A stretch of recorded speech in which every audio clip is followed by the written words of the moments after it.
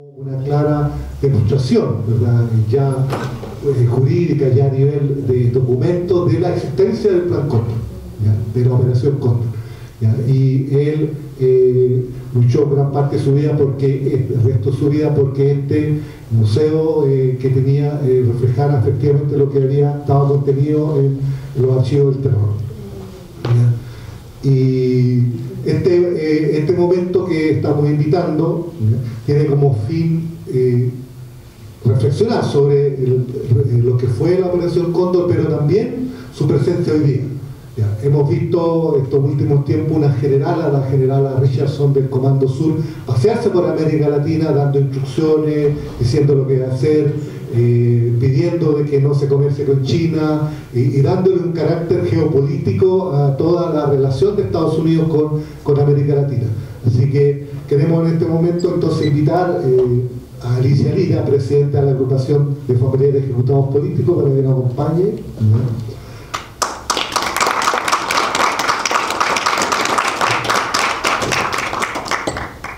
Es decir que estamos, porque muchos seguramente los que estamos aquí, estamos postulando a Alicia al Premio Nacional de Derechos Humanos, y creemos que es un momento oportuno, así que también le agradecemos a Alicia que nos acompañe en este momento, ¿verdad?, y expresarle todo nuestro cariño y nuestro deseo de que esta honorífica mención le sea otorgada. Así que muchas gracias, Alicia, por acompañarnos.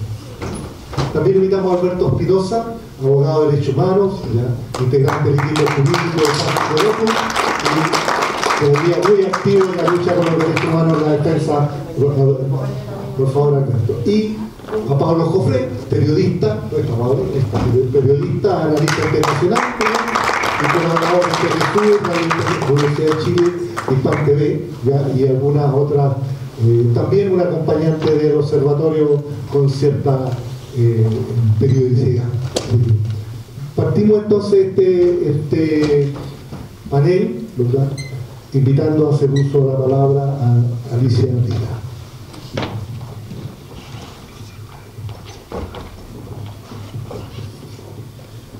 Bueno, ante todo darle el agradecimiento de que estén presentes, porque sabemos que han sido días muy difíciles.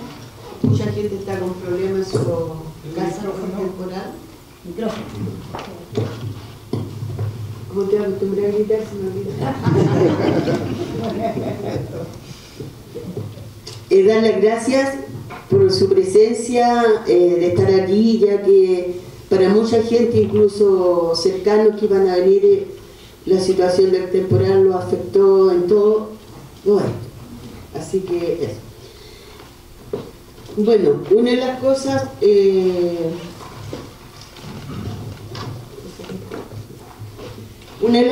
que no voy a hablar en general del tema de la agrupación, porque la mayoría de los que estamos acá sabemos, me interesa mucho más en cuanto cuando se habla de la doctrina de seguridad nacional en nuestro país, y lo que significa la represión en las movilizaciones tiene que ver mucho. Por lo cual prefiero referirme, nosotros que tuvimos distintas acciones en dictadura, desde toma de ocupación más pacífica de edificios internacionales, encadenamientos, huelga de hambre, nos sumamos, y por eso nos llega tanto lo que fue el estallido social del 2019, porque el hecho, la actitud de los gobiernos post-dictadura han hecho que la juventud en general, que es la que rompió con el estallido social o la revuelta, ante tanto indolencia, saqueo de nuestra riqueza, hay que ver que todas sus pancartas tenían que hablar por pensiones dignas, salarios dignos, con los cánticos de la Unidad Popular, reivindicando cómo se entrelazó la historia de la Unidad Popular con el derecho a vivir en paz, el pueblo unido, pero también con esa rabia e impotencia de tomar las barricadas, incluso algunos saqueos, porque hay que recordar que hubo saqueos, ¿verdad? Las barricadas han sido históricos en los movimientos sociales, cuando no se quiere escuchar pero también hay que saber que los intramarcha, como lo identificaban las organizaciones sociales que provocaban o los infiltrados, que llevaban más allá extremo. Todavía hay una quema del metro que sabemos que fue del interior y todavía no se investiga nada. Por lo cual, cuando este movimiento se genera en una masividad de jóvenes, estudiantes primero y después de organizaciones, no hay que olvidar, siempre se habla de los 2 millones de Santiago. Hay que recordar que un día hubo más de 7 millones de personas a lo largo del país paralizado en marchas, en protesta, que no fue solamente Santiago. Pero ¿cuál fue la respuesta del gobierno de Sebastián Piñera ante esta actitud de justa demanda, de justa indignación, de justo derecho de rebelarse, hacer barricadas, gritar? Y históricamente ha sido una lucha que se ha dado a los movimientos obreros, por lo cual en ese sentido no declaran la guerra, nuevamente los militares en la calle, nos reprimen mucho más, lo cual, como bien sabe la mayoría, las mutilaciones, las muertes, 2 personas ciegas como Gustavo, como Fabiola, bueno, y sin nombrar la cantidad de jóvenes que cayeron presos y muchos que aún siguen presos por el derecho de rebelarse ante las colisiones, ante la vergüenza, como senadores servían leyes a los pescadores o soquimís, por lo cual para nosotros eso era, y ahí retomo lo que significa esta doctrina de seguridad, que es la más simple, porque yo estoy hablando en términos de familiar, de dirigente, no en perito. Porque resulta que en estas propuestas hay una persona que es Ricardo Yáñez, que del alto mando de dirección de orden y seguridad, que es el responsable del alto mando de los crímenes que se cometieron y se violaron los derechos humanos el 19. Sin embargo, este señor lleva con la renuencia del gobierno el término de permitirle, cuando recurre, se esconde detrás del cuerpo de carabinero para lavar su imagen, cuando usa artimañas políticas a través de su abogado, cuando recurre a la Corte de Apelaciones, cuando recurre a la Corte Suprema, cuando recurre al Tribunal Constitucional con un escrito que más de defensa era un escrito jurídico político, fue el momento para que el gobierno le hubiese dado de baja, y no lo dieron de baja. Por lo cual, en estos momentos, la situación que lleva a este personaje es asegurarse, arrastrarse, porque no tiene ni un grado de dignidad, ni siquiera ante sus hombres, sino que ha usado la derecha. Aquí la agenda legislativa la ha llevado a la derecha de la mano de Ricardo Yáñez. Y esa agenda legislativa ha sido anti-tomas, anti-capucha, anti-barricada, todo lo que tiene que ver con el movimiento social, con el derecho que tenemos de accionar nuestras movilizaciones cuando no se nos gobierna, no se nos escuchan los gobiernos y cuando están cometiéndose injusticias, sea en el tema de derechos humanos, sindical, estudiantil, todas nuestras demandas legítimas, las que hacemos. Por lo cual, Ricardo Yáñez tiene hasta la desvergüenza e inmoralidad en el Día Nacional de Carabineros de decir, primero descalifica a los fiscales Chon y Armendariz. Sus palabras textuales dice que hay una persecución, que siente que lo persiguen, que hay una discriminación con él, por lo cual esto ha llevado a enfrentarse de un poder de justicia al otro. Sin embargo, no le ha bastado eso, y hablando del último discurso que hace para el aniversario 97 de la Fuerza de Carabineros, donde se arroga el derecho que hemos adquirido los movimientos sociales después del acuerdo que hubo de los partidos políticos, a la excepción de uno, de bajar el ritmo de la rebelión o del estallido social, se arroga que él y sus carabineros nos garantizaron, las dos convenciones, que sus carabineros nos tienen garantizado la situación de la que vivimos.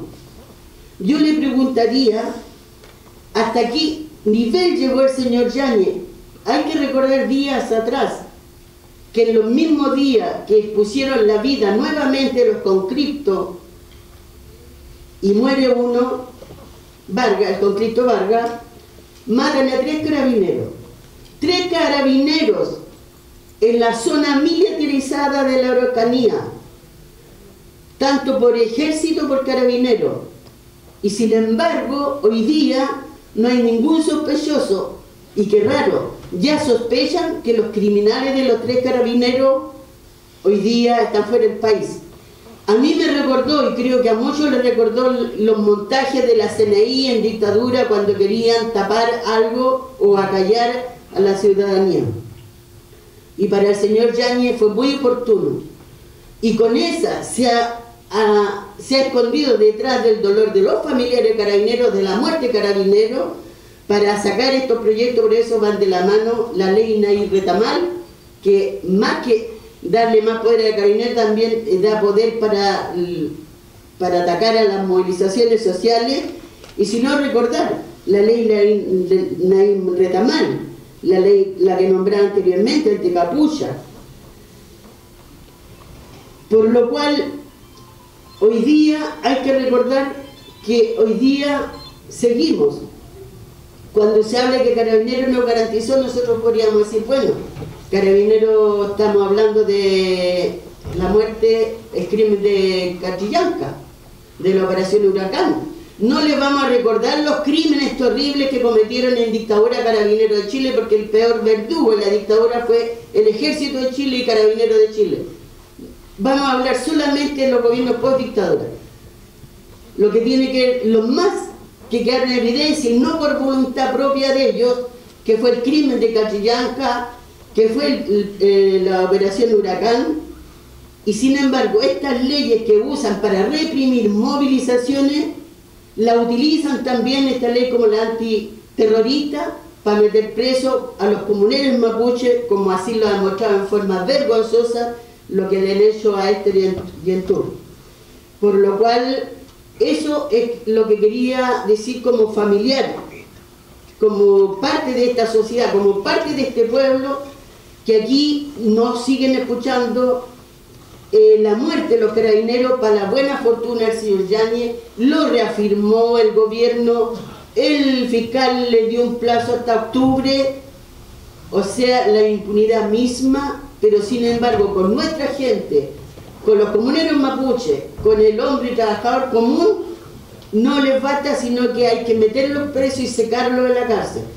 Eso es mi aporte un poco desordenado, porque nunca me resulta cuando escribo algo. Gracias.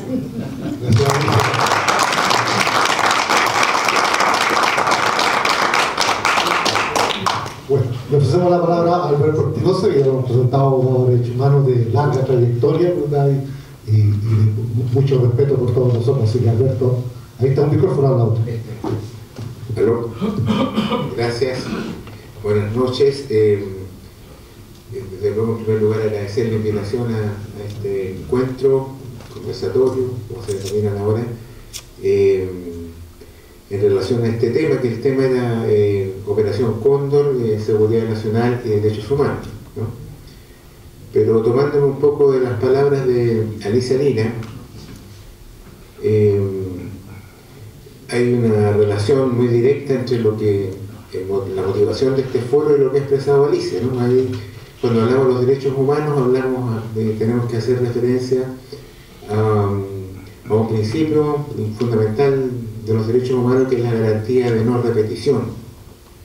Entonces, pareciera ser que aquí hay un vínculo muy directo entre lo que ocurrió, la violación a los derechos humanos que están asociadas a la Operación Cóndor, en la aplicación creación de la doctrina de la seguridad nacional. Todo esto ocurrió durante la época de la dictadura militar. Y resulta que habiendo transcurrido ya más de 40 años, o casi 50 años, más de 50 años del golpe militar, al año 2019 volvemos a vivir una experiencia de violación de derechos humanos, también a través de una acción criminal que califica desde el punto de vista del derecho internacional de los derechos humanos como crímenes de lesa humanidad.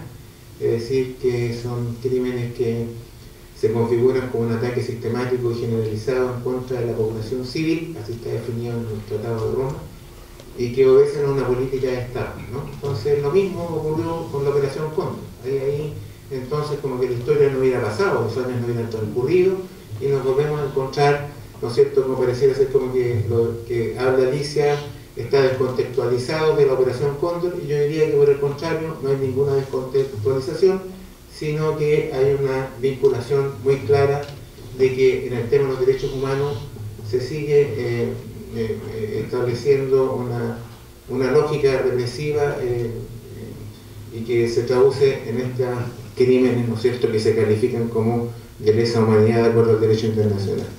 Volviendo un poco ahora al motivo mismo, y quiero ser específico en el tema de la Operación Cóndor y la doctrina de la seguridad nacional y los derechos humanos, no puedo no dejar de hacer mención al contexto en que estos fenómenos de la Operación Cóndor y las violaciones a los derechos humanos ocurren. Todo esto ocurre en la época de la dictadura militar, con posterioridad al golpe de Estado del 11 de septiembre de 1973, y ello se da en un contexto, ¿no es cierto?, en que se pone término a un proyecto político, un proyecto económico, un proyecto social, un proyecto cultural que estaba representado por el gobierno de la Unidad Popular, encabezado por el presidente Salvador Allende. Y se pone término a ese proyecto, ¿no es cierto?, transformador, mediante esta acción violenta, brutal, del golpe de Estado, el golpe militar. Un golpe militar que no nace solamente de la voluntad interna de las Fuerzas Armadas, sino que es un golpe militar que está estimulado y gatillado por intereses económicos y intereses, ¿no es cierto?, sociales, que están representados básicamente por el mismo sector social que durante años había logrado establecer una sociedad discriminadora, gozando de privilegios y de ventajas, ¿no es cierto?, económicas y sociales. Ese es un sector social, ¿no es cierto?, que está identificado con la burguesía, ¿no es cierto?, industrial, con la burguesía también que podríamos decir agraria, pero también con un apoyo externo, ¿no?, con un apoyo externo que es fundamental, que es el apoyo del imperialismo norteamericano.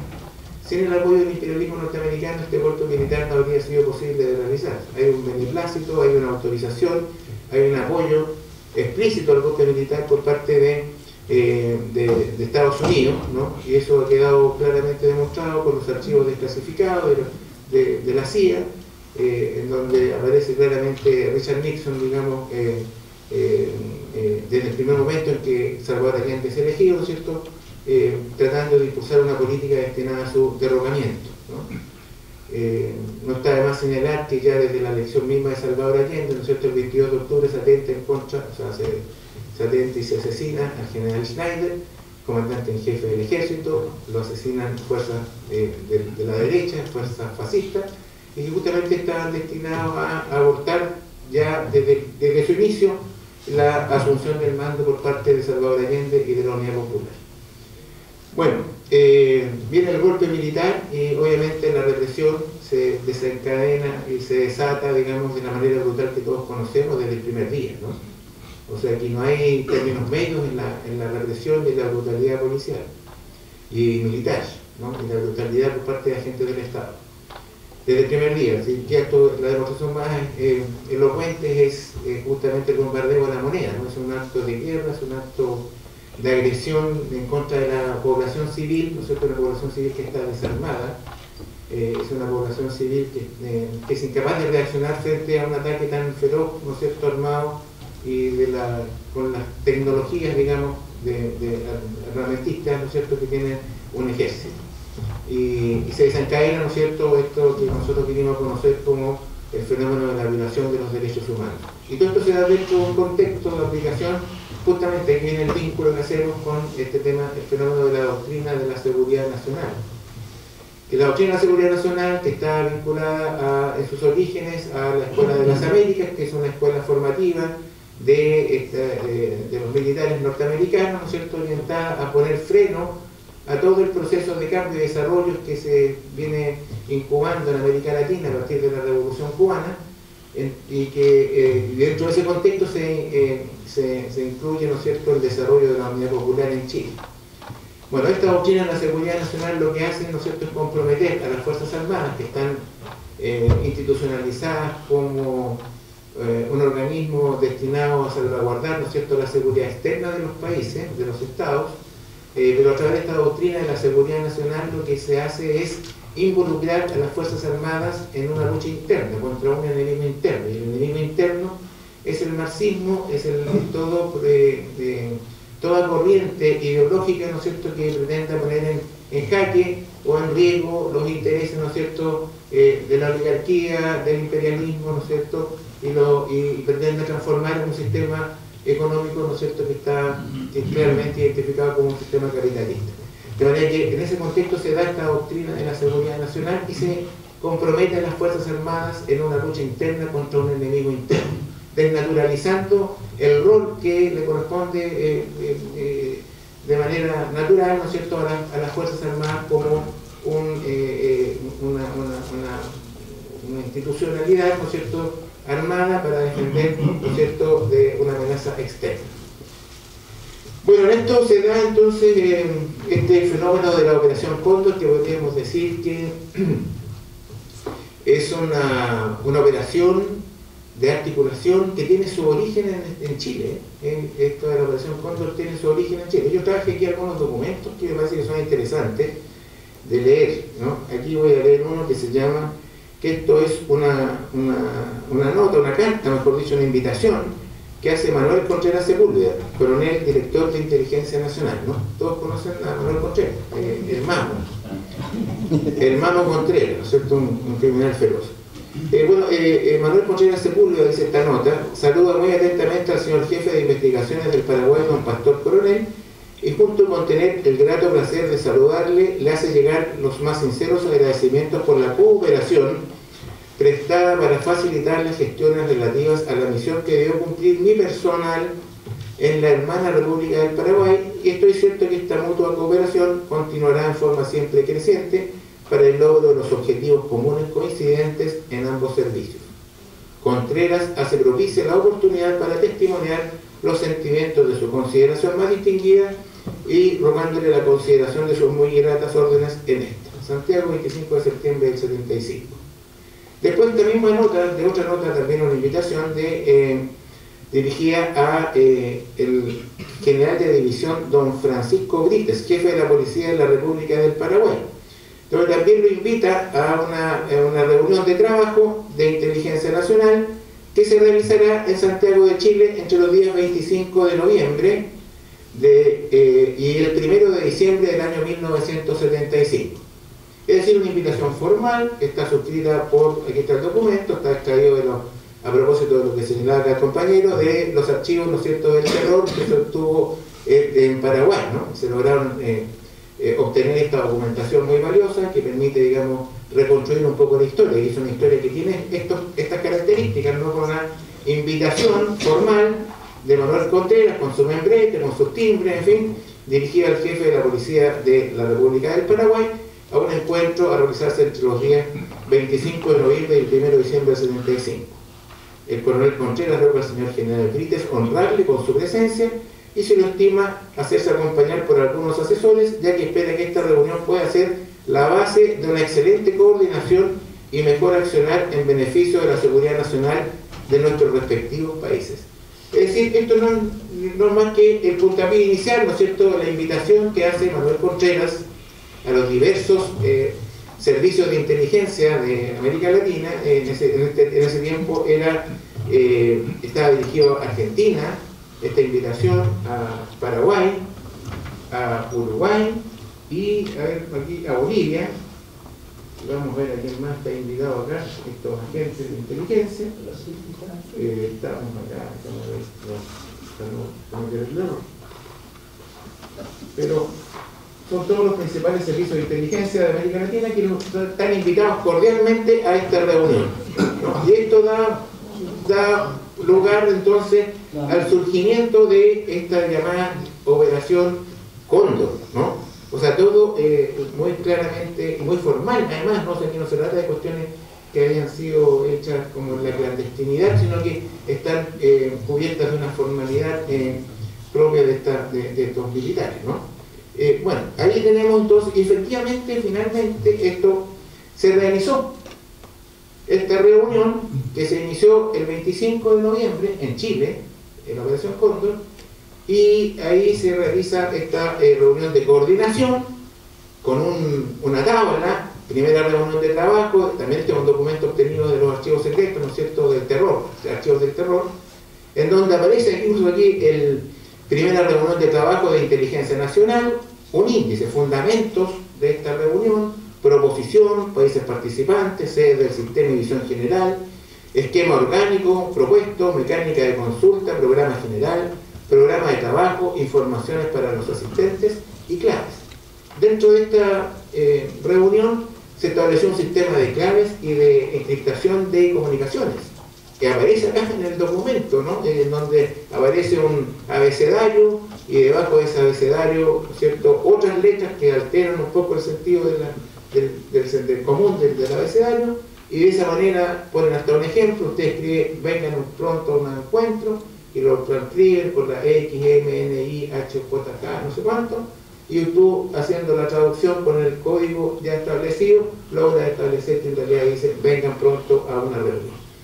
En fin, aquí tenemos los fundamentos. En cambio, los países dicen, esto es el fundamento, es que los países están siendo agredidos política, económica y militarmente, desde adentro y fuera de sus fronteras. Están combatiendo solos o cuando más un enfrentamiento bilaterales o simples acuerdos de cada uno. Aquí viene después una serie de otros aspectos que me parece interesante conocer, porque son documentos que dejan en evidencia la forma en que se organizó esto. Están los acuerdos que se adoptaron, y yo diría que dentro de los acuerdos está incluso el nombre que se le pone a esta organización, ¿no es cierto?, de los servicios de inteligencia latinoamericanos. Está el programa, ¿no? El programa general, el día martes, arribo a Santiago de Chile, otorgamiento de credenciales, aposentamiento en el hotel, día libre después de la tarde. Y aquí hay una cosa que me llama la atención. El día domingo 30 de noviembre, a las 11 horas, visita a la Escuela de Caballería y almuerzo. Y desde las 21 horas en adelante, en la noche, visita algún centro nocturno. ¿Ah? O sea, los señores también eran, digamos, tenían destinado algunas horas a la frivolidad y a la jarana, a la juerga, ¿no es cierto?, nocturna. Visita algún centro nocturno y libre. Esa era la unidad de trabajo, información para los asistentes. Y quiero llamar la atención respecto de una cosa que se señala acá, son las introducciones. Aquí está el alfabeto este que se instala. Y hay acá el nombre. Bueno, aquí están las personas que participaron. Ernesto Guanes, Paraguay, coronel de ejército, jefe del segundo departamento de las Fuerzas Armadas. Manuel Contreras Sepúlveda, coronel de ejército, director de inteligencia nacional. José Pons, coronel de ejército, jefe de delegación de Uruguay. Carlos Mena, mayor de ejército, jefe de delegación de Bolivia. Jorge Casas, capitán de navío, jefe de delegación de Argentina. Y aquí está hasta el nombre aparece acá.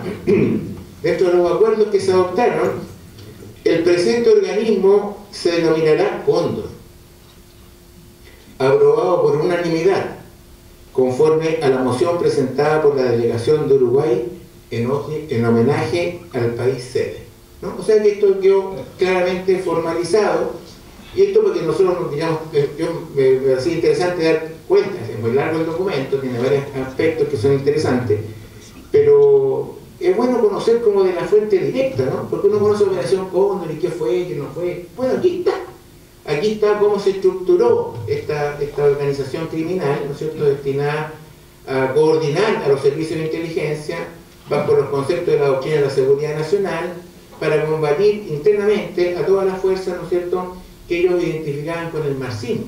Aquí lo dice derechamente, para combatir a las fuerzas marxistas, ¿no? La subversión ha desarrollado mandos intercontinentales, continentales, regionales y subregionales, centralizados para coordinar las acciones disociadoras.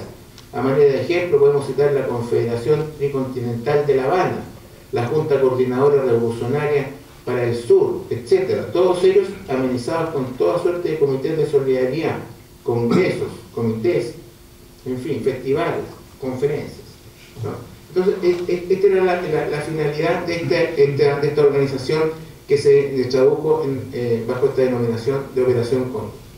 Entonces, queda claro, ¿no?, de que la Operación Cóndor es una realidad, no es una cosa inventada, y que la gestión de esta articulación de los servicios de seguridad permitió, ¿no es cierto?, que los servicios de seguridad compartieran información, compartieran detenidos, y en el caso chileno, ¿no es cierto?, aquí se instruyó un proceso que se denominó Operación Cóndor, a cargo del ministro Mario Carroza, y que finalmente concluyó estableciendo precisamente lo que estamos diciendo en líneas muy breves, pero habla justamente de esta coordinación. El ministro logra establecer en este proceso lo siguiente: que dicho lo anterior, nos abocaremos a establecer los hechos fácticos que han emanado de los antecedentes probatorios reseñados en el motivo séptimo de este fallo, que a nuestro juicio encuentran absoluta armonía y coherencia con lo medular de lo incluido en la acusación fiscal. En efecto, de ellos fluye lo siguiente: a. Que a raíz de los acontecimientos acaecidos en el país el día 11 de septiembre del 73, el gobierno militar instituye de manera formal el 25 de noviembre de 1975, en reunión plasmada en la ciudad de Santiago, Chile, un plan de coordinación de acciones y mutuo apoyo entre los líderes de los servicios de inteligencia de Argentina, Bolivia, Brasil, Paraguay, Uruguay y Chile, destinado a desestabilizar a los opositores de los regímenes asumidos por las Fuerzas Armadas y de orden. Es decir, también tenemos que el reconocimiento, ¿no es cierto?, de esta coordinación llamada Operación Cóndor, que es en la sentencia dictada por el ministro Carroza y que fue confirmada posteriormente por la Corte de Apelaciones y también por la Corte Suprema. Esta sentencia, si bien es cierto, no logra establecer todas las víctimas que son fruto de esta operación de inteligencia, la Operación Cóndor. Sí tenemos que por lo menos resultan condenados algunos agentes al máximo de las penas, que son 17 años de cárcel, en fin. Algunos están cumpliendo pena, hay algunos que se encuentran prófugos todavía de la justicia, ¿no? Interesante destacar, ¿no es cierto?, que de esta sentencia, es que esta sentencia se dictó recién el año pasado, el 2023. O sea, quedó firme la sentencia del ministro Carroza el año 2023. Eso tuvieron que pasar, no sé, desde que ocurrieron los hechos que había investigado, del 75, 76, y otros episodios vinculados a Operación Cóndor, 48 años, ¿no? O sea, cuando hablamos de la justicia, y tenemos que tomar en consideración, porque este es un tema que está asociado, como decía yo, inicialmente a la garantía de no repetición, cuando hablamos de los crímenes, ¿no es cierto?, cometidos como consecuencia del estallido social, es que, y la violación de esta garantía de no repetición, bueno, para hacer justicia respecto a estos crímenes que están claramente establecidos y sin ninguna duda, digamos, más allá de toda duda razonable, como podría sostenerse en términos procesales, queda claramente establecido que aquí hay grado fuerte de impunidad, digamos, o sea, una impunidad que está encubierta, digamos, porque claro, sale aquí que sí están condenados, pero resulta que detrás de estas condenas, digamos, le echan a cumplir penas recién después de ¿cuántos años? 48 años. 48 años para que estas personas entren a cumplir la condena. Entonces, hay allí algo que debe llamarnos la atención, digamos, respecto al tipo de sociedad que hemos ido construyendo después de la dictadura militar, porque la dictadura militar terminó en el año 1990. Entonces, aquí naturalmente hay algo que nos debe mover a una consideración profunda respecto a cuál es la valoración que hemos hecho de los derechos humanos y cuál es la valoración que hemos hecho de la justicia, de la verdad y de la reparación. Se puede hablar de justicia, de verdad, ¿no es cierto?, de reparación, cuando después de 48 años, ¿cierto? Y en esta causa acá está el marido de Paulina Veloso, Alexei Yacar, ella es consejera del Consejo de Defensa del Estado, abogada, profesora distinguida de la Universidad de Chile, en fin, tiene a su compañero, su marido detenido desaparecido, Alexei Yacar.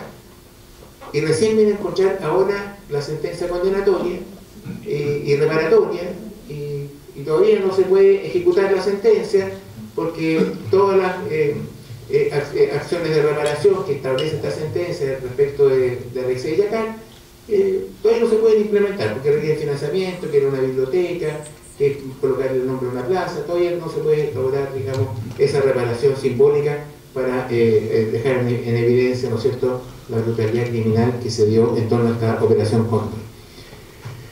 Yo no sé si me voy a alargar mucho, yo podría hablar mucho rato de esta operación Cóndor y podría estar horas hablando, ¿no? Porque es un tema que... Démosle 5 minutos. Démosle 5 minutos. Bueno, entonces decía que el tema de la doctrina de la seguridad nacional está vinculada a esta operación Cóndor, que está en la fundamentación del origen de esta cooperación entre organismos de seguridad. Tuvo las consecuencias que conocemos. ¿Cuáles son las consecuencias, digamos, que más claras y evidentes? Una forma de criminalidad que no conocíamos, que era la detención seguida de la desaparición de personas. A lo mejor a veces lo asumimos casi como cierta naturalidad, como que ya no nos conmueve, ¿no? Porque hay personas que están detenidas desaparecidas, porque hasta el día de hoy no logramos encontrar sus cuerpos. Y por mucho que se dicte una sentencia condenatoria, sigue estando pendiente el tema de saber dónde están. Entonces hay muchas sentencias condenatorias del año pasado, se dictaron muchas por parte de la Corte Suprema, pero resulta que sigue estando pendiente el dónde están, que fue la demanda de los familiares de los detenidos desaparecidos desde el principio, ¿dónde están? Y ejecutados sin entrega de cuerpos. Es decir, hay un tema pendiente, un tema lacerante, pero pareciera ser que todo esto se ha ido como naturalizando. Y eso debe ser un llamado a las conciencias de la sociedad, a la conciencia individual y a la conciencia social. No es posible que estemos naturalizando un fenómeno de esta naturaleza. ¿Y de qué manera se ha ido naturalizando? Primero porque tenemos a los mismos promotores, los que respaldaron intelectualmente, los que respaldaron económicamente, los que se vieron favorecidos por el golpe de Estado económicamente, son los que hoy día forman parte de la institucionalidad chilena. Y eso ya nadie se conmueve, y ellos con una arrogancia extrema, ¿no es cierto?, emplazan a la izquierda y la colocan entre las cuerdas cuando la izquierda plantea, ¿no es cierto?, ni siquiera hablemos de la izquierda, sino cuando los familiares o las víctimas plantean la legítima reivindicación de verdad, justicia y reparación. Ahí yo diría que hay una derrota, hay un retroceso enorme. Y hay un retroceso actual, digamos, en el tema de los derechos humanos, sobre el cual tenemos que llamar la atención a raíz justamente de esta exposición, ¿no? Porque esta cosa no puede ser solamente vista como un fenómeno histórico que pasó, y que lástima, y que doloroso, y que brutal, y que todo. No, es un tema que está vigente, no es que haya pasado. Está vigente. Está vigente porque todavía no tenemos la verdad acerca del destino de los detenidos desaparecidos de los ejecutados sin encontrar los cuerpos. Por algo existe recién un plan de búsqueda. Un plan de búsqueda el año 2023. 2023 se impulsa un plan de búsqueda y se formaliza un plan de búsqueda de los detenidos desaparecidos. Esto es una cosa casi insólita. Si el plan de búsqueda era una cosa que había que asumirla como un compromiso político desde el mismo 11 de marzo del año 1990. Claro, no, o sea, no debió haberse nunca, no era necesario establecer formalmente un plan de búsqueda. Ese plan de búsqueda tenía que ser al principio el compromiso del Estado, de toda la institucionalidad. Por resulta que esas cosas recién en el 2023. El 2023. Y todavía tenemos causas pendientes de derechos humanos. Solo por poner un ejemplo, la causa denominada caso conferencia, caso Calle Confianza, que es de la detención y desaparición del dirigente del Partido Comunista el año 1976, en mayo de 1976, entre los cuales está Jorge Muñoz Putáez, María Gladys Marín, está Víctor Díaz, está Ulterico Donaire, Mario Zamorano. Todavía no hay fallo final. Es una causa que está pendiente. No hay ninguna persona que esté cumpliendo condena por la detención y desaparición de esas personas. Ninguna. Y ustedes leen los expedientes y se pueden dar cuenta de la brutalidad con que se actuó, y todavía podemos decir que no hay justicia. Y de verdad tendríamos que decir que mientras no aparezcan los cuerpos de los detenidos desaparecidos, tampoco tenemos clara la verdad, porque no está resuelto el contestar. La única muerte que aparece más o menos establecida en esa causa, denominada Conferencia 1, es la muerte de Víctor Díaz, que yo no le voy a relatar aquí, porque es espeluznante la forma en que mataron a Víctor Díaz.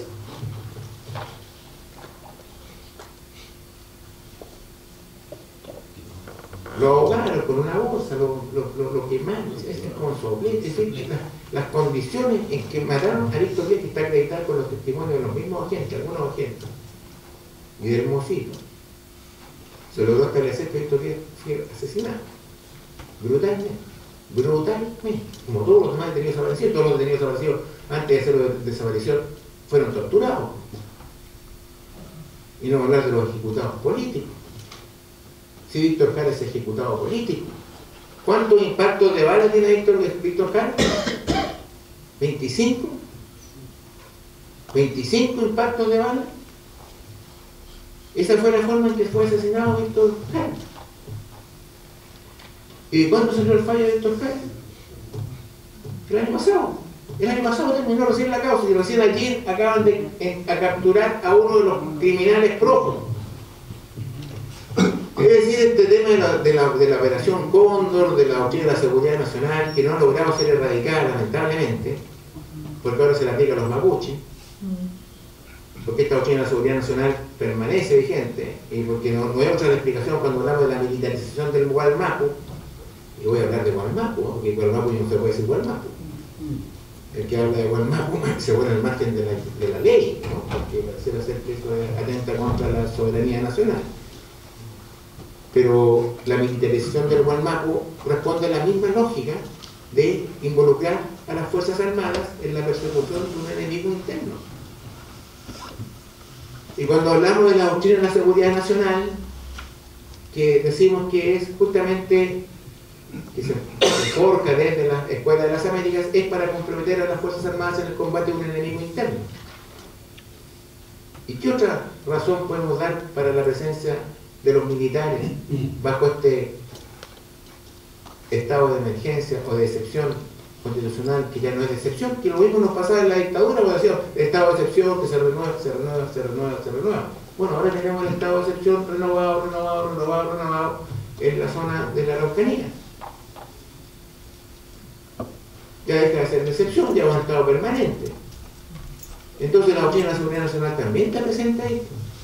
Entonces por eso decimos que cuando este enlace que hace Alicia con el tema del general Yáñez, ¿no es cierto?, por la responsabilidad que tiene en los crímenes que se cometieron en el marco del estallido social, es una realidad en el puerto de una catedral. Entonces lo dijeron la Amnistía Internacional, la Comisión de Derechos Humanos, el Human Rights Watch, es decir, todos los organismos de derechos humanos internacionales están contentes de que efectivamente lo que ocurrió en Chile fue un ataque generalizado, sistemático, en contra de la población civil. Y eso califica como crimen de lesa humanidad de acuerdo al derecho internacional de los derechos humanos. Y resulta que este señor todavía no puede ser formalizado, y el presidente Boric lo mantiene en su cargo después de la muerte de los carabineros allá en el sur. ¿Qué tiene que ver la muerte de los carabineros en el sur con la mantención del general Yáñez, que aparece como imputado por crímenes de lesa humanidad? Aquí no lo tiene. Y resulta que eso no es gratuito, porque la Fiscalía, que es un organismo autónomo, ¿no es cierto?, independiente, jerarquizado, ellos en forma autónoma han desarrollado una investigación acuciosa, logrando establecer la responsabilidad del mando en la ejecución de todos estos crímenes, como la misma responsabilidad del mando que tuvo Manuel Contreras al organizar la Operación Cóndor. Si Manuel Contreras a lo mejor no torturó ni mató a nadie,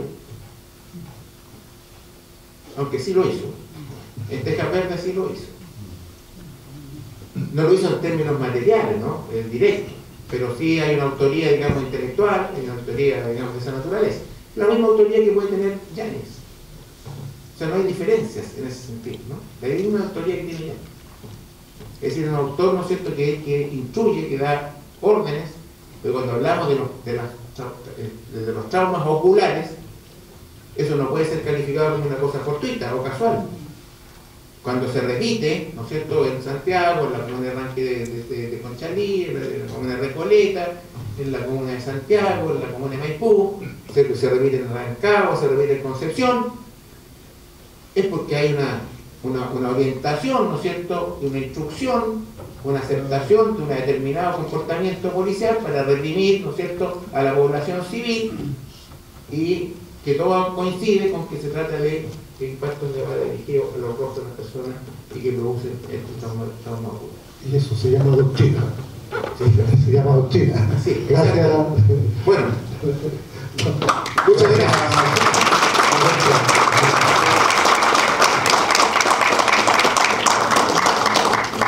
Una de las que China y Estados Unidos y China, ¿verdad?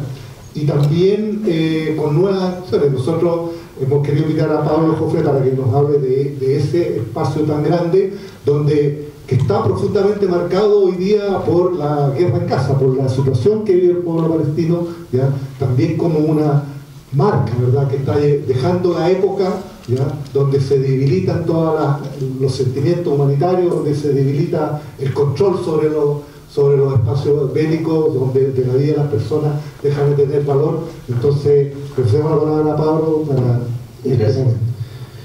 Muchas gracias por la invitación y lo interesante de ambas exposiciones, y mientras hablaban ambos, trataba de llevar al papel algunas ideas que permitan enlazar lo que se ha hablado, que es indudablemente de un contexto que nace bajo la doctrina de seguridad nacional y que se va dando en virtud de las dictaduras militares en América Latina, y me hacía una pregunta aquí, ¿no?, que si efectivamente esa doctrina de seguridad nacional, que en definitiva es la seguridad de Estados Unidos en el plano global, ¿no? La doctrina de seguridad nacional es imponer a los gobiernos latinoamericanos una doctrina determinada en función de la seguridad que siempre habla Estados Unidos de su poder hegemónico, ¿no? Y bueno, eso se dio en el contexto de la Guerra Fría, indudablemente.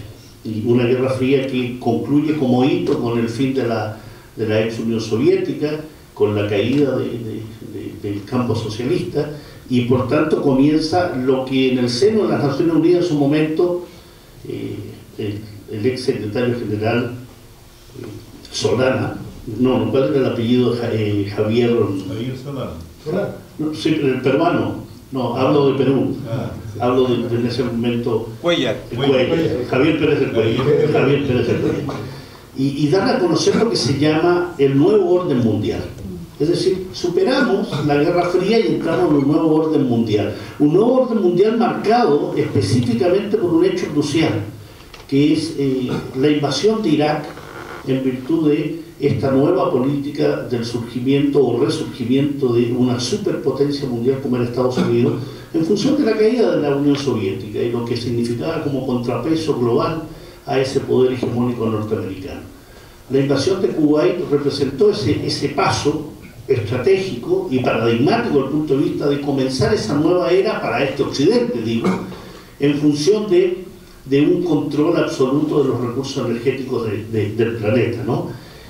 Pero el contexto de la Guerra Fría terminó con la doctrina de seguridad nacional y no termina con la doctrina de seguridad nacional, porque la militarización de nuestras sociedades continúa, es permanente, está ahí, lo mencionaba ambos conferencistas, ¿no? Se ve con lo que significó el asesinato, por ejemplo, de Camilo Catrillanca, el comando Jungla, formado, entrenado en Colombia, y entrenados y formados en Colombia por policías colombianos, soldados colombianos, bajo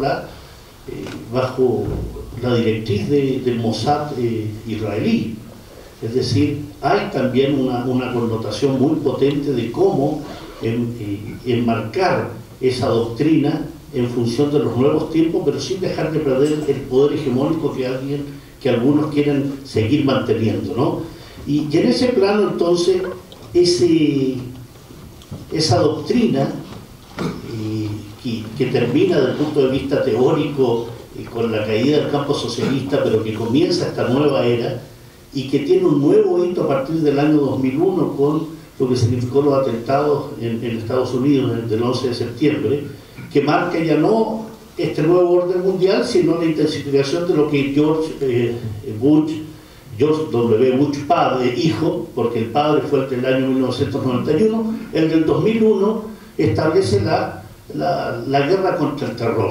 Y la guerra contra el terror también va a establecer una serie de condicionamientos, no solo para el ejército norteamericano y sus aliados, sino para el conjunto del planeta bajo la influencia de Estados Unidos. Esa guerra contra el terror va a llevar adelante una serie de condicionamientos muy importantes. El enemigo ya deja de ser el marxismo, que hace bastante tiempo dejó de serlo para Estados Unidos, y va a ser el Islam, va a ser el terror, va a ser China, va a ser Rusia, y van a ser definidos a medida que pasan los años en función de la importancia que adquiere esa disputa con estas ideas unas y con países otras, ¿no? Hoy, indudablemente, los grandes enemigos de Estados Unidos, de la Unión Europea, de la OTAN, son Rusia y China. En un segundo orden, la República Islámica de Irán. Y por eso hay tres frentes muy definidos de lucha al respecto, ¿no? La guerra más comercial que militar contra China, una guerra que tiene que ver con el control de pasos marítimos, de comercio internacional, una lucha que tiene elementos bélicos o militares asociados en función de las distintas alianzas que se forman, por ejemplo, en el mar meridional de la China, donde está Japón, Taiwán, donde está Corea del Sur, más abajo Australia y Nueva Zelanda, que representan el contrapeso al poderío chino en función militar en la zona, pero también económico. Por esa zona pasa más del 60% del comercio internacional chino. Entonces hay una disputa internacional ahí muy potente en función de la flota del Pacífico está radicada ahí, de Estados Unidos, con armamento nuclear en la zona, con centenares de buques, con centenares de destructores, de portaaviones. Estamos hablando de un poder militar muy potente en la zona que no ha llegado a un momento de conflicto bélico, una conflagración directa, pero está permanentemente en tensión, ¿no? El tema taiwanés es un tema permanente de disputa, es un tema que va a seguir siendo conflictivo en la medida que se siga tratando de tensionar la relación de China con el resto del mundo a partir de decirle a China en lo privado: reconozco tu soberanía, pero no puedo decirlo públicamente, entonces genera una política de máxima presión contra tu país, armando a Taiwán, armando a Japón, armando a Corea del Sur, estableciendo todo el sistema AUKUS, ¿no? Que es esta alianza militar, Australia, Gran Bretaña, Estados Unidos, aunque eso pase por los propios socios de estos países, ¿no? AUKUS es la abreviación de los países que lo conforman: Australia, Reino Unido y Estados Unidos. Está bueno esa cosa. Y en ese sentido, ese AUKUS es muy interesante porque representa que bajo el control hegemónico de la zona da lo mismo si paso por encima de un aliado. ¿Por qué? Porque Australia había convenido un contrato con Francia para la venta de 12 submarinos convencionales. Vino Estados Unidos y Gran Bretaña y dijeron: no, aquí lo que hay que establecer es un sistema de contrapeso militar de tal envergadura que vaya contra China. Entonces eliminamos los 12 submarinos convencionales, que era un negocio de 70.000 millones de euros para Francia, y más bien te vendemos 3 submarinos de propulsión nuclear, por una cantidad menor, pero mucho más potente. Y eso generó una crisis con Francia, pero bien sabemos que tanto Francia, Gran Bretaña, Alemania y otros son hoy, permítame llegar en esto, pero hoy son el patio trasero de Estados Unidos. no hay soberanía europea, no hay política exterior europea que no esté manejada por Estados Unidos. Si hay que subir el Producto Interno Bruto de la OTAN para generar la dinámica del complejo militar industrial norteamericano y de Francia, Gran Bretaña y Alemania también, entonces subimos el PIB. Era de 0,7, 0,6, 0,8, y Donald Trump va a Europa y les dice: ¿quieren ustedes protección nuclear? 2% del PIB. En países de la envergadura económica de los que estamos mencionando, implica una cantidad multimillonaria. En los top 10 hoy día de los países que más presupuesto militar tienen están 8 países occidentales, además de Rusia y China, ¿no? Y en ese plano entonces hay una potencia militar muy potente presente contra China en el plano comercial, pero China no es, permítanme también en eso, no es Burundi, no es Haití, no es la isla Salomón. China es una potencia tremenda y que además ha incrementado en 5 veces su gasto militar. Hoy China tiene una presencia global. Además, China lleva adelante todo el proyecto de la nueva ruta de la seda, que involucra más de 100 países. Y eso significa una contienda muy potente, porque ese proyecto no tiene que ver ni con Estados Unidos ni Europa, no los abarca. Pero abarca la India, abarca Pakistán, abarca la República Islámica de Irán, a los países del Cáucaso Sur, es decir, los países que más recursos energéticos tienen en el planeta, gas y petróleo, pero que además donde se ubican oleoductos y gasoductos. Si la guerra se pensaba que era por el petróleo hace algún tiempo, hoy se dice que es por el gas.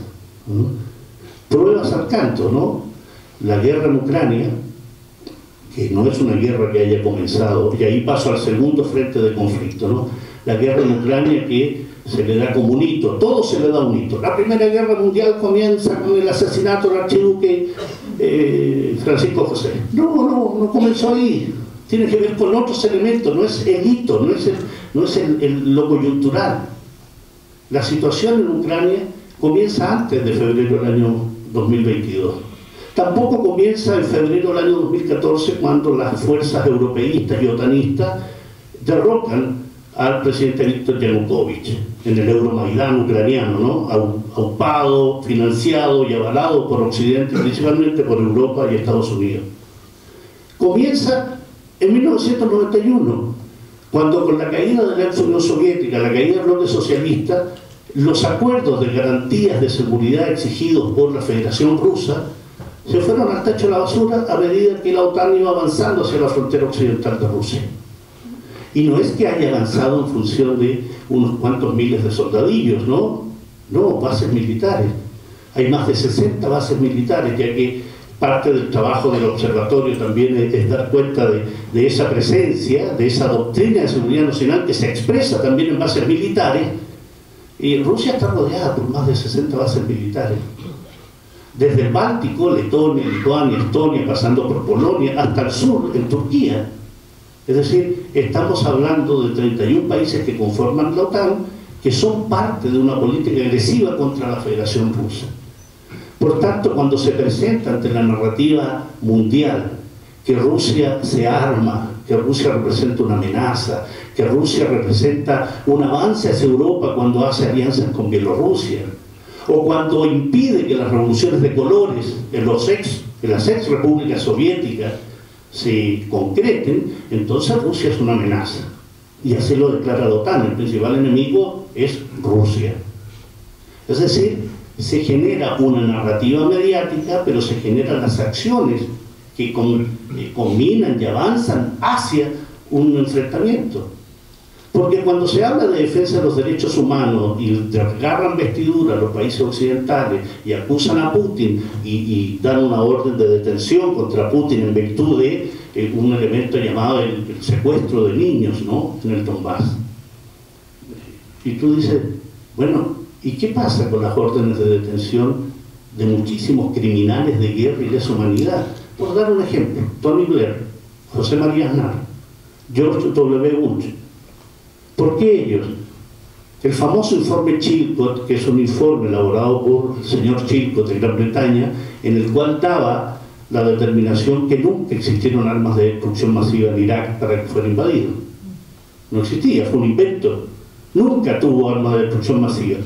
1 millón de muertos en Irak, bajo la acción directa de Estados Unidos y de la OTAN. Asesinatos masivos en Afganistán, más de 1 millón de muertos en Afganistán.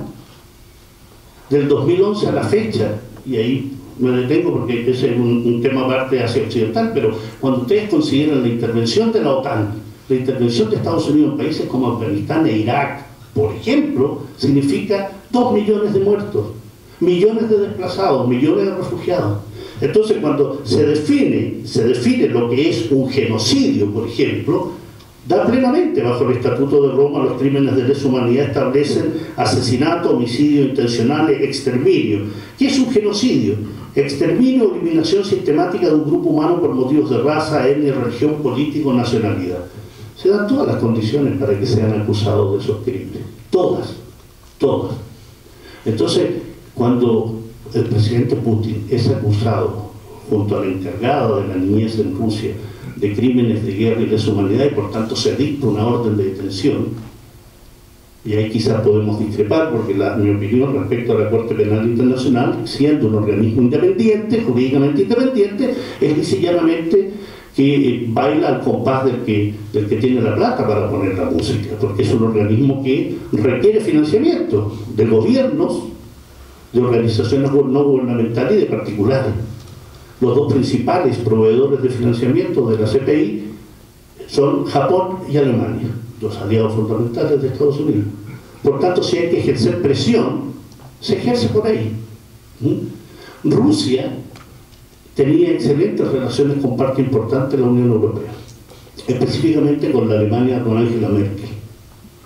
2 grandes gasoductos se construyeron en el mar Báltico, los Nord Stream 1 y Nord Stream 2. Eso significaba proveer de gas a Europa. Proveer de gas a Europa en un 41-42%. Eso no le gustó a Estados Unidos, que le daba lo mismo que si satisfaciera a Alemania y a sus socios. El 40% de la empresa creada expresamente para manejar estos gasoductos eran 40% de capitales europeos, austríacos, noruegos, alemanes. Daba exactamente lo mismo, había que destruirlo. Y se destruyen, o sea, comprobadísimamente que intervención en un ejercicio militar en el mar Báltico y es puesta bombas submarinas por parte de la Armada de Noruega, es decir, el mismo país que participaba del financiamiento de esto. Bueno, flor de negocio, porque Europa hoy paga 4 veces el gas que pagaba por Rusia y adivinen a qué país se lo compra, el petróleo y el gas. A Estados Unidos. Y Estados Unidos hoy en su narrativa dice que el gran peligro que hay que evitar es nuevamente tener un solo proveedor del gas. ¿De quién habla? De Noruega. Noruega está hoy con un superávit que supera los 130.000 millones de euros en venta de gas a Europa. Entonces Estados Unidos dice, hay que controlar esto. Es decir, siempre pensando en lo ganancioso, siempre pensando en cómo gano yo, cómo voy ahí, ¿no? Y eso implica que en el plano internacional las guerras permiten dinamizar la economía norteamericana. Estados Unidos tiene 2 grandes elementos para dinamizar su economía. Uno, las guerras, la desestabilización, las invasiones, porque genera una narrativa internacional de terror. Hay que detener al Islam, hay que detener a Rusia, hay que detener a China. Vamos, cómprenme aviones, F-35 para ti, saquemos los F-16, regalémoselo a Argentina por un módico precio y tú cómprame F-35. Y el otro es la maquinita del dólar. Estados Unidos es un gran productor de dólares, tiene el monopolio de la producción de dólares, lógicamente, y eso implica que tiene un enorme déficit comercial. Todos esos elementos explican la situación en Ucrania. Todo ese tema militar, gasoductos, oleoductos, petróleo, energía, el control de mercados, el control de las tierras agrícolas ucranianas, por ejemplo, porque no es gratis. Hace 2 semanas se aprobaron 65.000 millones de dólares para Ucrania por parte de Estados Unidos y 50.000 millones de euros por parte de la Unión Europea, que se unen a los casi 300.000 millones que ya se le ha entregado a Ucrania en función de aportes monetarios, aportes financieros y militares principalmente. Tanques, aviones, drones, blindados, sistemas de vigilancia. Y eso se cobra, se cobra. Hoy salió un artículo muy interesante del fundador de Blackwater, que es una organización de mercenarios norteamericanos, de un tipo de ultraderecha absolutamente vinculado a la CIA y vinculado al gobierno de Estados Unidos, todos los últimos gobiernos, con grandes contratos para proveer de servicios de vigilancia en la embajada, en empresas energéticas. Y como en buen chileno el tipo está picado con el gobierno norteamericano porque no le ha dado los contratos que debería tener, él vendió la empresa, ahora la empresa se llama Academy, pero sigue teniendo mucha influencia.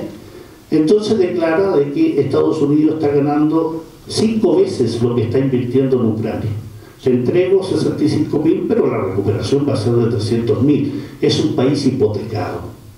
Ucrania no tiene manera de vencer a Rusia. Entonces hay que mantener la guerra, porque si yo sé que no puede vencer a Rusia, tengo que mantener la desestabilización. Necesito vender armas, necesito vender tanques, aviones, drones.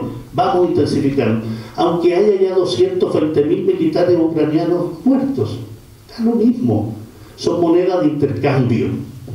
No interesan los muertos, no interesan los derechos humanos, como no interesó los derechos humanos entre el 2014 y el 2022, cuando el gobierno de Kiev, Poroshenko y posteriormente Zelensky, han asesinado a 25.000 habitantes del sudeste de Ucrania, de la parte más este que sudeste, ¿no? O sea, la región del Donbass, Donetsk, Lugansk, 25.000 muertos. Y ningún país europeo prendió ni la Torre Eiffel, ni allá en Australia el Opera House, ni la Puerta de Alcalá en Madrid. En ninguna parte la bandera de la región del Donbass fue iluminada en función de esos crímenes. Pero bastó que Rusia iniciara la operación militar que inició bajo el nombre de desnazificación y desmilitarización para que la demonización de Putin comenzara en forma absoluta. No hay demonio más atroz que Putin. No hay enemigo más temible que Putin. Putin quiere apoderarse de Europa, Putin nos quiere exterminar, Putin nos quiere mandar bombas nucleares. Es el mensaje permanente. Y eso nos lleva a una situación indudablemente donde el control de los medios, la hegemonía de los medios es muy potente, es muy potente. Es muy difícil llegar con un mensaje en la cual tú les digas, oye, pero Rusia viene pidiendo y exigiendo garantías de seguridad hace mucho tiempo y tú lo rodeaste de bases militares. Polonia hoy representa un polo de adquisición, más que adquisición, de llegada de armamento nuclear. Entonces, la reacción de Rusia es: voy a hacer ejercicios tácticos con armas nucleares. Te tengo que advertir permanentemente que me estás provocando, pero el provocador es Putin. Y ahí llego finalmente, para no gastar todo el tiempo, a lo que es la situación en Asia Occidental. Oriente Medio, dicen uno, Medio Oriente, dicen otro, el Levante Mediterráneo, para hacerlo más cercano a ese mar. Pero la zona más bien de Asia Occidental está hoy en una encrucijada enorme, pero tampoco es reciente. La situación en Palestina en específico no comenzó el 7 de octubre del año 2023. Tiene 76 años, ¿no? Cuando se crea una entidad que llamaron Israel, ¿no? Y la crean bajo diversas condiciones. La crean con una determinación muy clara: tener allí una punta de lanza y un testaferro de Occidente en Asia Occidental, zona rica en gas, zona rica en petróleo, zona rica también en el tránsito de gasoductos y oleoductos, zona estratégica en el paso de Asia Central, que va hacia el sur de Europa, al sureste de Europa, y que va también hacia la zona del Magreb africano. Por tanto, zona de rutas comerciales fundamentales: el estrecho de Hormuz en el Golfo Pérsico, donde pasa el 40% del combustible que necesita Europa; el estrecho Bab el-Mandeb, ahí en el sur del Mar Rojo, entre el Cuerno Africano y Yemen, que explica la agresión contra Yemen para controlar ese estrecho marítimo, porque ese estrecho entras al Mar Rojo, tomas el canal de Suez y llegas al Mediterráneo. Por tanto, parte importante de las guerras hoy, o los conflictos o las tensiones, se dan en función de los pasos marítimos. Estrecho de Malaca, por donde pasa gran parte del comercio hacia Europa de China, el estrecho de Hormuz, que sale del Golfo Pérsico, que significa disputa Irán, Arabia Saudí, con los países componentes del Golfo Pérsico, la monarquía del Golfo Pérsico, Bab el-Mandeb, que comunica Mar Rojo, Canal de Suez, otro paso, y acá en América tenemos Canal de Panamá. Entonces, ese control de pasos marítimos explica también todo el control que Occidente quiere ejercer. Y también el gas. Frente a las costas de Gaza hay enormes yacimientos de gas. Hace mucho tiempo se sabe eso. Por tanto, si yo te controlo, te colonizo, te ocupo y te extermino, puedo entonces hacer todos mis proyectos de gas a partir de la impunidad que le da la protección que Occidente le otorga permanentemente a Israel. Israel es el mayor país violador de los derechos humanos del mundo. Es el mayor, el régimen que más viola, no solo viola, no respeta, no acepta ninguna de las resoluciones de las Naciones Unidas, ninguna, desde el año 48 a la fecha. No hay ninguna que haya respetado. ¿Qué resoluciones? Sacar el ejército de ocupación, derribar el muro de segregación, permitir el retorno de los refugiados, en definitiva, más aún, reconocer incluso las fronteras del año 67, la guerra que significó la ocupación de Gaza, Cisjordania, los Altos del Golán, el Sinaí, las granjas de Shiva en el Líbano. Ninguna. Entonces, esta, que no es una guerra, porque es un exterminio, también tiene una parte narrativa que resulta vergonzosa e indigna, en el cual se han sumado todos los medios nacionales y latinoamericanos en su gran mayoría, ¿no? De repetir como verdaderos papagayos la guerra de Israel contra Hamas, la guerra de Israel contra Gaza. No, es un proceso continuo de ocupación, de exterminio, de colonización, con una narrativa que ya creo yo positivamente, y permítanme usar este concepto poco académico, ¿no?, pero que aburre ya a la gente, ¿no?, de seguir hablando del antisemitismo. Criticas a Israel y eres antisemita, y eres antijudío. Ya no usan mucho el antijudío, pero eres antisemita, cuando todo esto el único semita es el pueblo palestino. O sea, ¿cómo va a ser semita un pueblo que ha sido conformado en función de colonos permanentes, argentinos, más de 80.000 argentinos en los territorios palestinos ocupados, más de 20.000 chilenos en los territorios palestinos ocupados, más de 150.000 estadounidenses, franceses, británicos?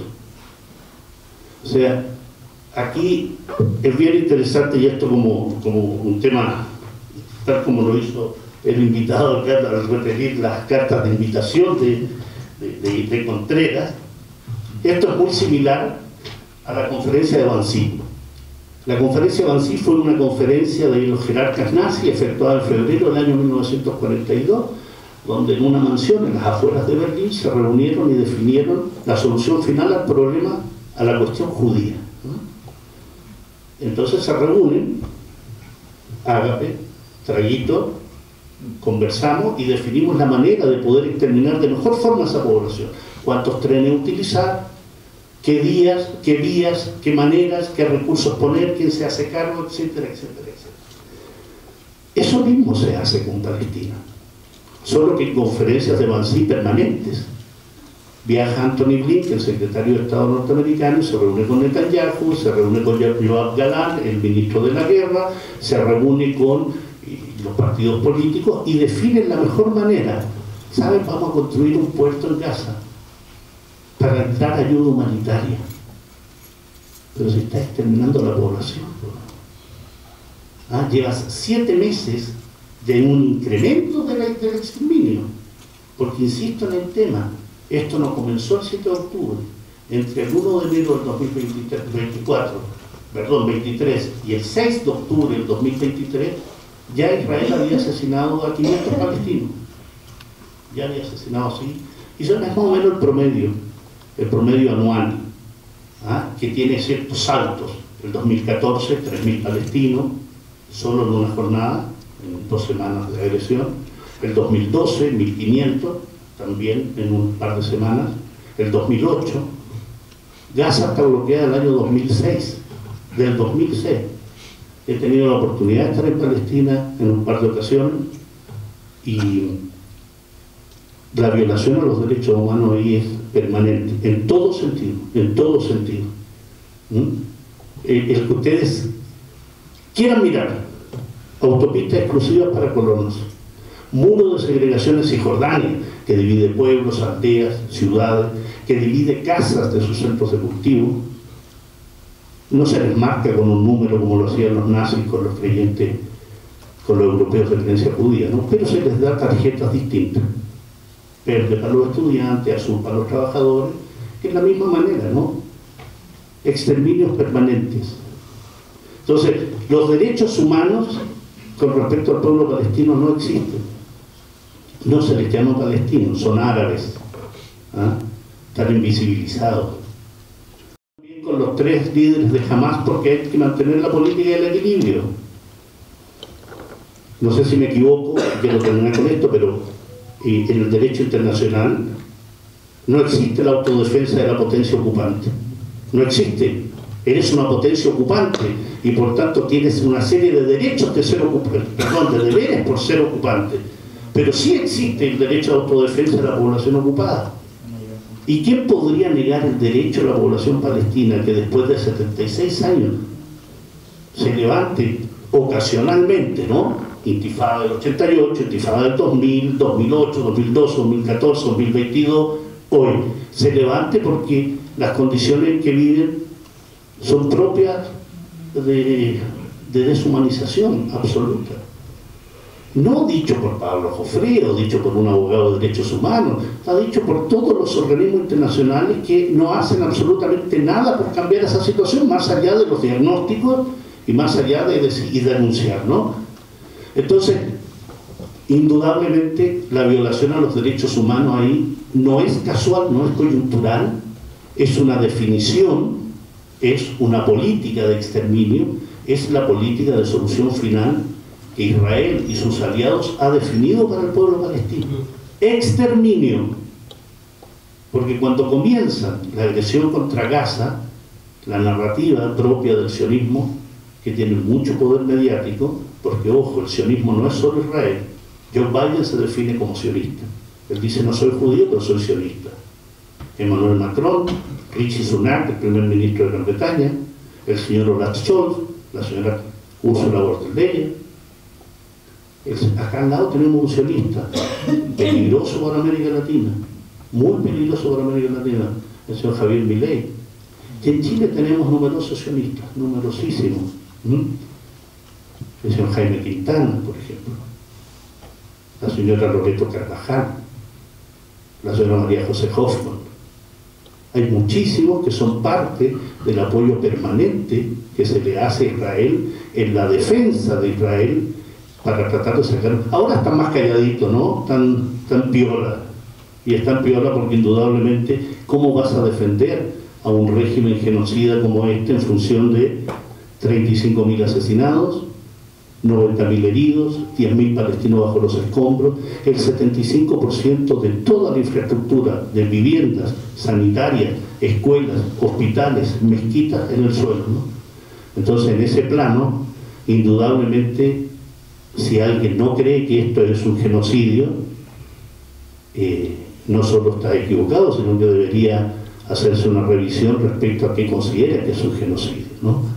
Así que estos 3 frentes que le he mencionado son parte de una lucha hegemónica muy potente, donde en general el costo lo pagan los pueblos, no lo pagan los gobiernos occidentales, ni lo pagan las grandes corporaciones transnacionales. Esas son las que ganan siempre, siempre.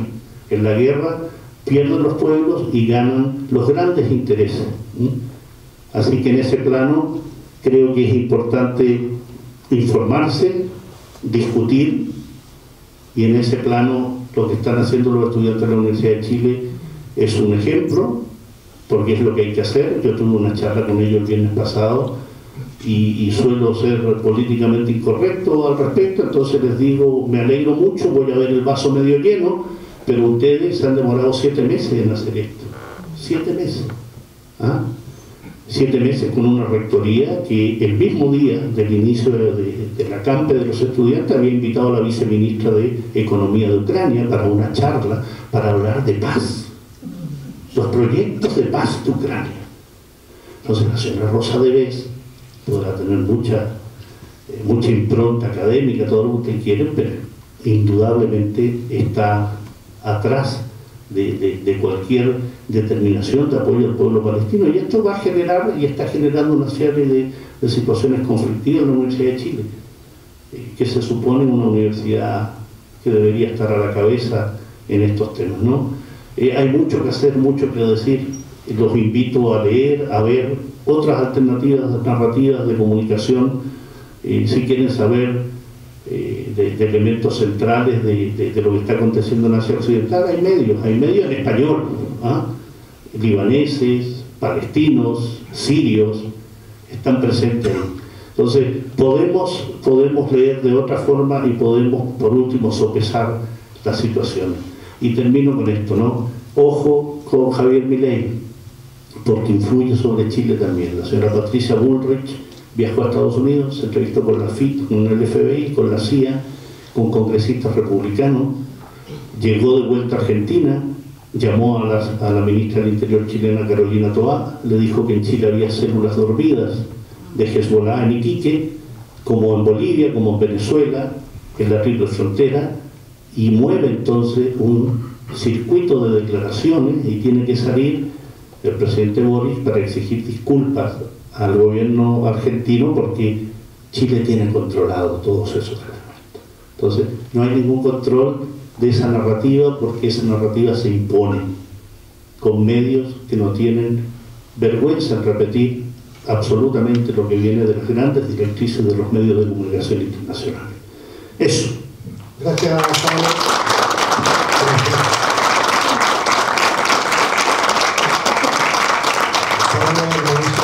Recordarte que somos parte del Consejo Mundial por la Paz, y se realizó un seminario del cual nos va a hablar Alicia, referente también al tema de las bases militares, en el cual formamos parte de una campaña para erradicarlas, que las entendemos también como una señal de dominación sobre los pueblos donde están instalados. Voy a ser muy breve en honor del tiempo, porque en delante no lo quise tocar, pensando que iba a hacer turno, pero participé porque en esto voy como observatorio por el cierre de la Escuela de las Américas, como agrupación, que somos parte del Consejo Mundial por la Paz, y se realizó en Habana, Guantánamo, Cuba, lo que es el 8º seminario por la paz y abolir las bases militares en América Latina y el Caribe.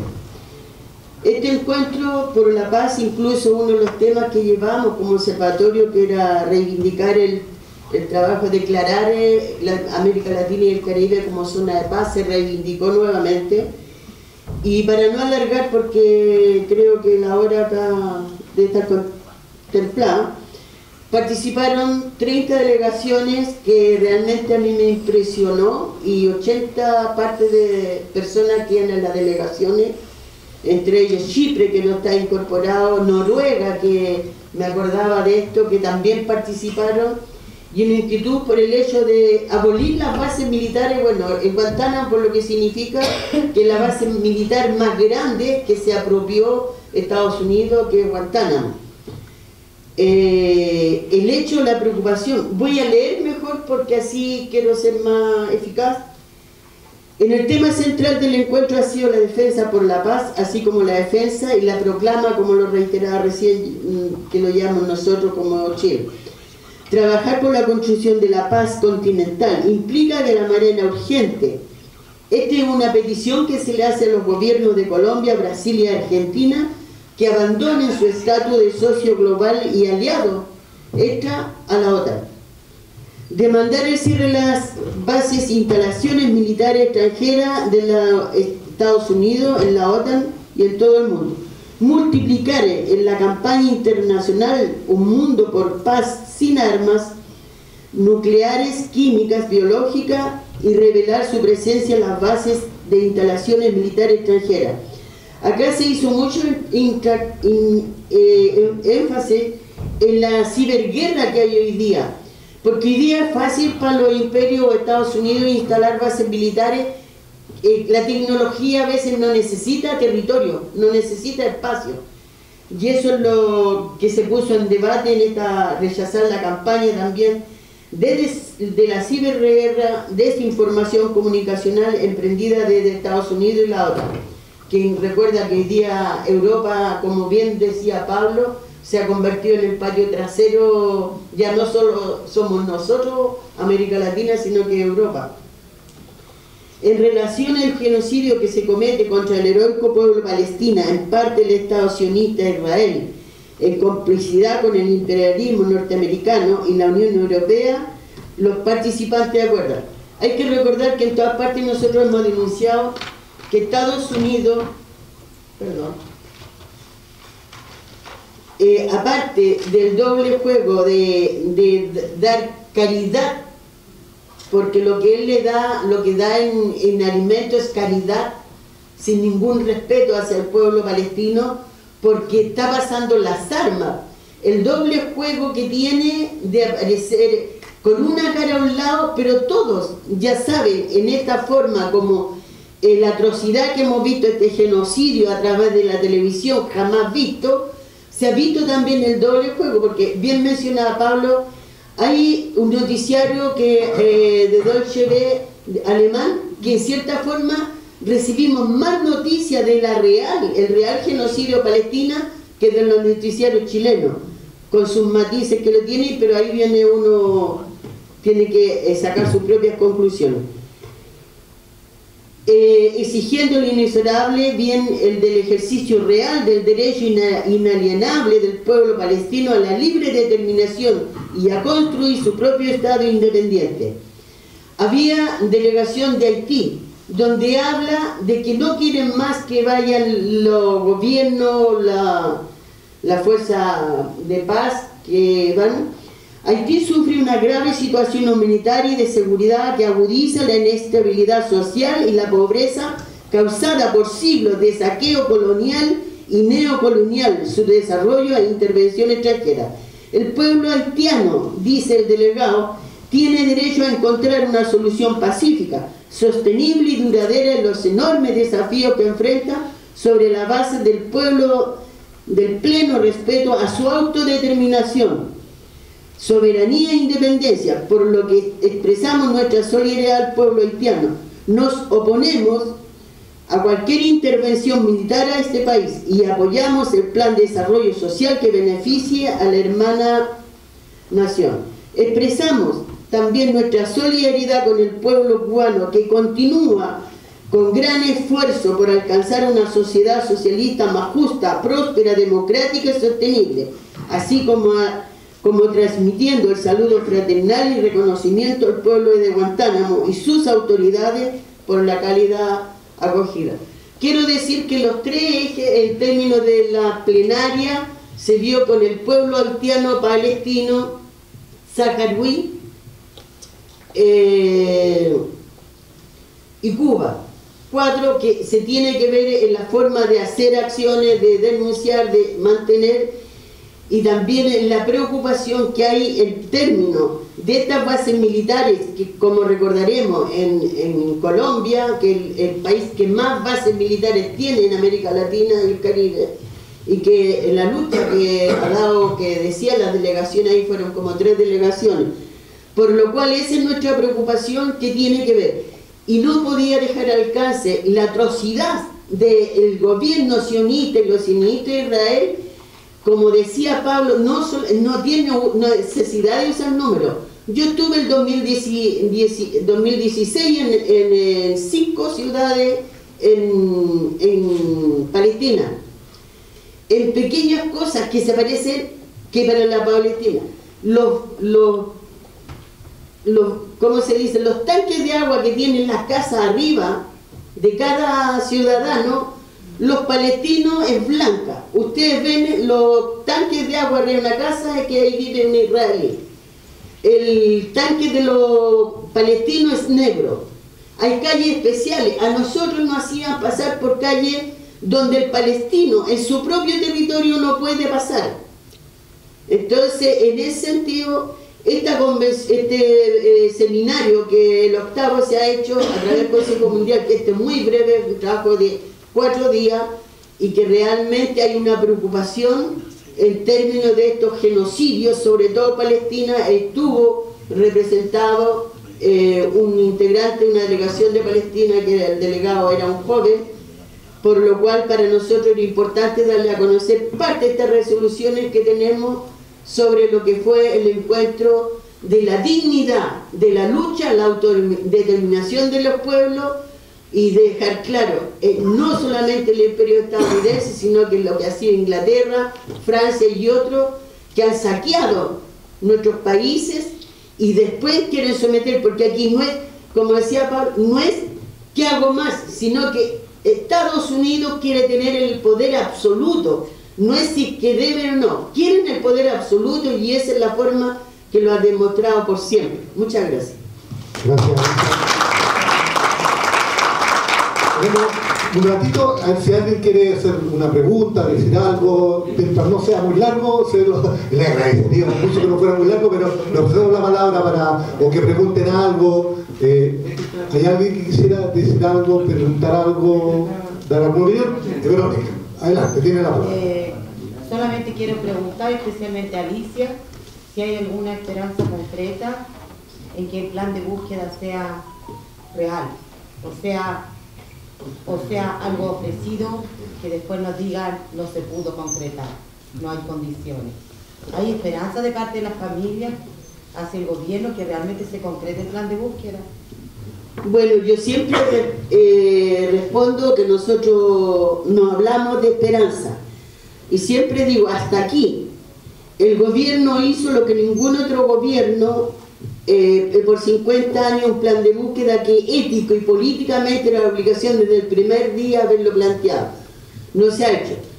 Hay un gobierno que ha recibido a las agrupaciones en forma reiterada, que ha hablado del tema de derechos humanos, pero hasta aquí yo no puedo asegurar si esto va, porque siento que se ha dilatado en el tiempo, siento que caímos un poco sobre lo mismo, porque esto se empezó en agosto, por lo cual lo único que sé, que las agrupaciones, y felizmente en el encuentro que realizamos a fines de abril en nuestra agrupación a nivel nacional, se volvió a reafirmar el compromiso de las agrupaciones.